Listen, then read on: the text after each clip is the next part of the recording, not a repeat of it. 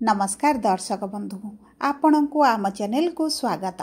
पवित्र इंदु पूर्णिमा बा भाद्रव पूर्णिमा उपलक्षे आपण को अनेक अनेक शुभेच्छा और शुभकामना। आजिर भिडियोटी समस्त कुंभ राशिर व्यक्ति विशेषों बहुत अधिक गुरुत्वपूर्ण रही कारण आपणक राशि रे हेबाकु जाउछि चंद्रग्रहण। देखंतु एही सेप्टेम्बर मास 7 तारिख रविवार दिन पड़ुछि इंदु पूर्णिमा बा भाद्रव पूर्णिमा एवं सेही दिन हेउछि सबुठारु बड़ एवं दीर्घतम चंद्रग्रहण जहा दीर्घ 182 वर्ष परे एभली संजोगरे हेबाकु जाउछि एवं एहार प्रभाव 12टी जाक राशि उपरे रहिबो। 4टी राशि उपरे शुभ प्रभाव एवं 8टी राशि उपरे अशुभ प्रभाव पड़िबो। किंतु आपणक कुंभ राशि रे कौन प्रभाव रहिबो ताहा जानिबा पई आपण आम सह भिडियोर शेष पर्यंत जोड़ी होई रुहंतु एवं निजर व्यस्त बहुल समय मध्यरु मात्र 10 मिनिट समय आपण निज पई दियंतु। देखंतु दर्शक बंधु आपणक कुंभ राशि रे शनिकर 7.5 चलिछि ता सहित आपणक राशिर स्वामी शनि मध्य बक्री रहिचंती। एही समय रे आपणक राशि रे चंद्रग्रहण लागिबा आपणक जीवन रे बहुत बड़ प्रभाव पकाइबो।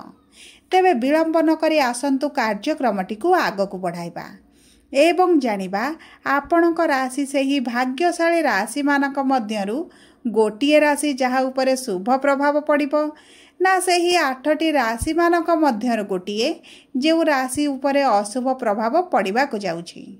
किंतु भिडियोटी आरंभ करिबा पूर्वरु जदि आपणकर भी कुंभ राशि होइथाए एवं आपण भी ईश्वर को आंतरिक भक्ति एवं विश्वास करंती तेबे भिडियोटी को लाइक करंतु एवं कमेंट बॉक्स रे जय जगन्नाथ जय मां लक्ष्मी अवश्य लिखि दियंतु।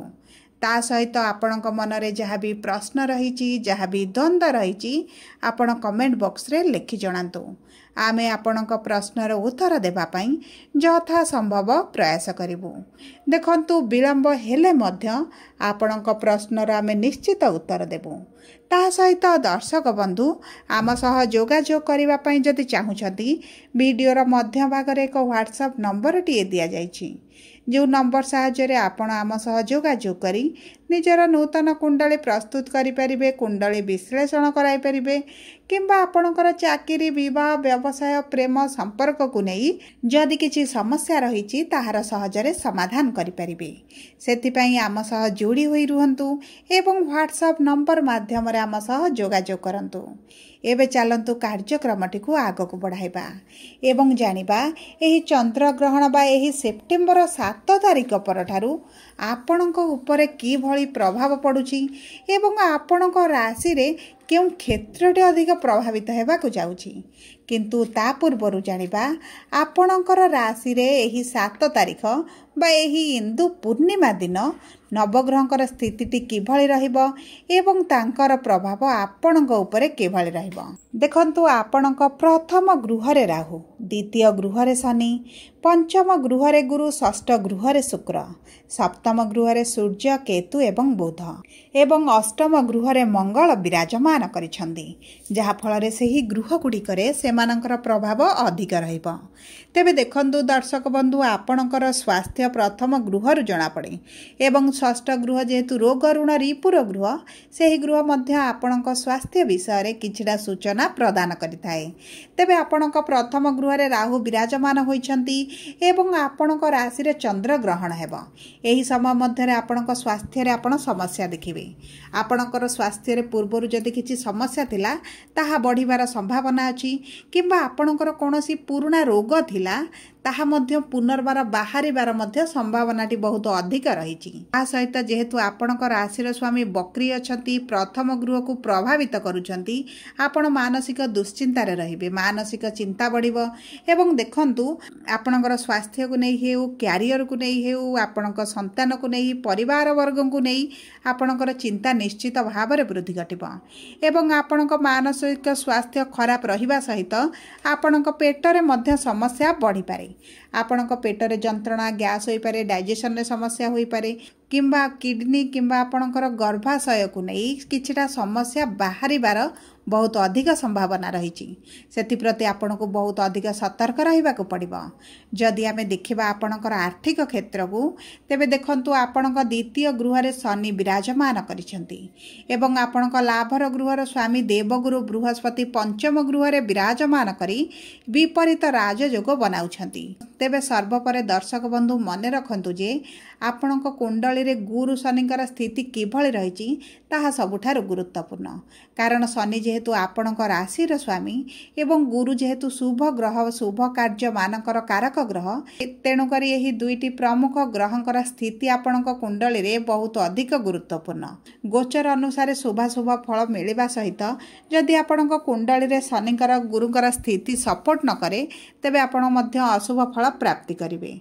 सबुपर देखंतु जदि आपणक कुंडली रे शनि नीच अछंती पीड़ित अछंती बकरी अछंती किंबा नीच बा शत्रु गृह रे अछंती तेबे आपणकर आर्थिक स्थिति रे मध्य समस्या बढ़ी पारे। आपण अर्थ सेविंग करि परिबे नाही। आपणकर धारे करज अधिक बढ़ी जिवो। आपणकर एही समय मध्य खर्च रे मध्य रोक लगाई पारिबे नाही। आपण जदि एही समय मध्य अर्थ को कोनोसी कार्य रे विनियोग करिबा पई चाहुचंती किंबा आपणकर अर्थ को केउठी इन्वेस्ट करिबा पई चाहुचंती तेबे आपण टिके रहि जांतु। कारण यही ग्रहणर प्रभावटी आपणकर आर्थिक क्षेत्र में आपण को लॉस दे पारे।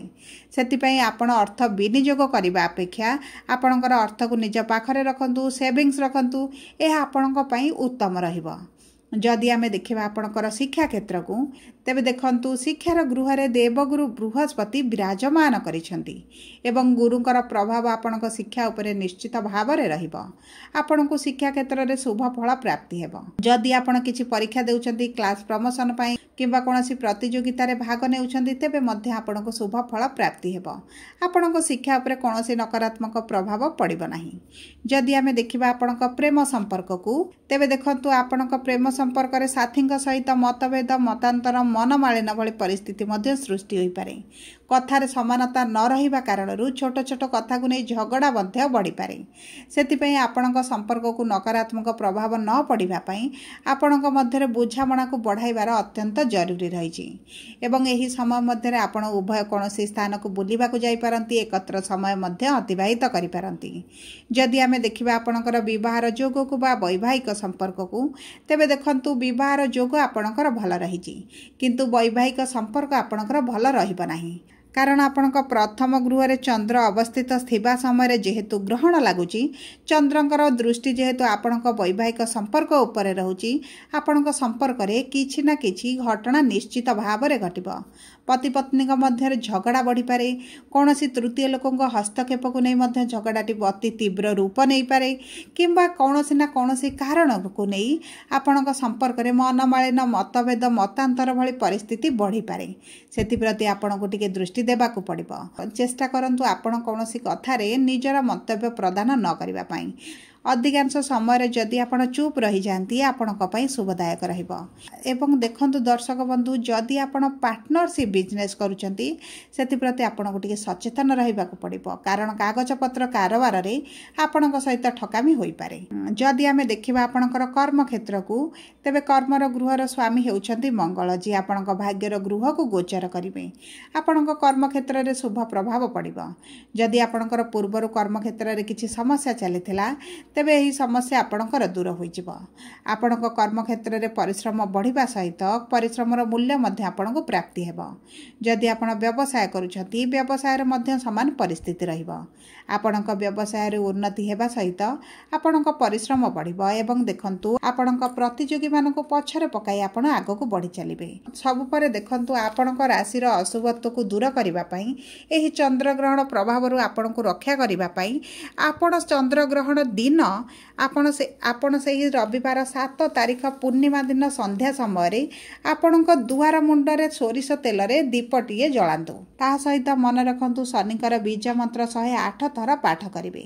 चंद्रकर बीज मंत्र चंद्र ग्रहण समय पाठ करंतु किंबा सूर्य अस्त परे संध्या समय पाठ कले मध्य आपणक पई शुभदायक रहिबो।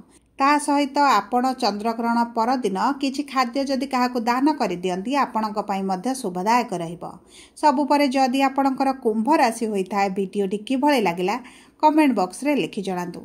जदि प्रथम थर आम चैनल को आसिछंती चैनल टी को सब्सक्राइब करंतु। पाखरे थिबा बेल आइकन को प्रेस करंतु।